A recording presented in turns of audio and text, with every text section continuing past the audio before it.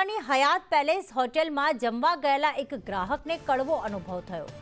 ગ્રાહકે વેજ ભોજન ઓર્ડર કર્યું હતું, પણ તેને ભોજન પીરસાયું નોનવેજ। દિલ્હીના બ્રાહ્મણ પરિવાર નોનવેજ ભોજન જોઈને શોભમાં મુકાયો હતો। ગ્રાહકે હોટેલ સ્ટાફને રજૂઆત કરતા બંને વચ્ચે રકઝક પણ થઈ હતી। સમગ્ર ઘટના અંગે ગ્રાહકે ગોત્રી પોલીસને જાણ કરી હતી।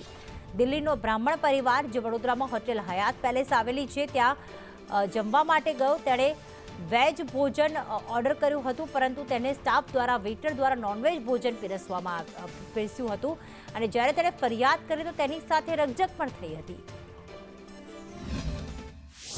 मैंने आते ही इनको लोगों को बोला कि मैं वेजिटेरियन आदमी हूँ, मेरे को वेज खाना चाहिए। इन लोगों ने जानबूझ के मेरे को नॉन वेज खाना दिया और उसको स्मार्टली दिया।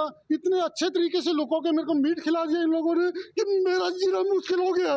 इसको सब लोगों को मैंने हाथ जोड़ लिए कि मेरे को न्याय चाहिए, मेरे को न्याय चाहिए, लेकिन नहीं, कोई आदमी नहीं है यहाँ पे, इस देश में कोई नहीं है। मर जाना अच्छा है यहाँ पे। किचन की तरफ कुक से बात की, शेफ से बात की, तो शेफ ने कहा कि हम आपको देख के बताते हैं, इंस्पेक्शन करके बताते हैं। इंस्पेक्शन करने के बाद उन्होंने बोला कि हाँ, हमने आपको गलती से नॉनवेज दे दिया है, हमसे भूल हो गई है, आप इस बात को जाने दीजिए।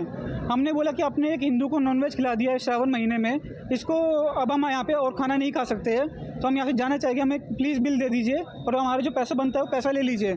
लेकिन इन्होंने कहा कि हम आपको बिल नहीं दे सकते हैं और अगर आपको और कुछ आपकी हम सहायता नहीं कर सकते, हम माफ़ी मांगते, भूल हो गई है। बाद में इनसे ज़्यादा बात करने पुलिस को फ़ोन किया तो पुलिस बोलती है हमारा विषय नहीं है, आप ग्राहक सुरक्षा में फ़ोन करिए। यहाँ पे कोई ह्यूमन सेंटिमेंट की वैल्यू नहीं है, किसी आदमी की कोई रिस्पेक्ट नहीं है, किसी धर्म की कोई रिस्पेक्ट नहीं है। ये सिर्फ मनी मेकिंग बिजनेस है और इन्हें किसी चीज़ से कोई लेना देना नहीं है।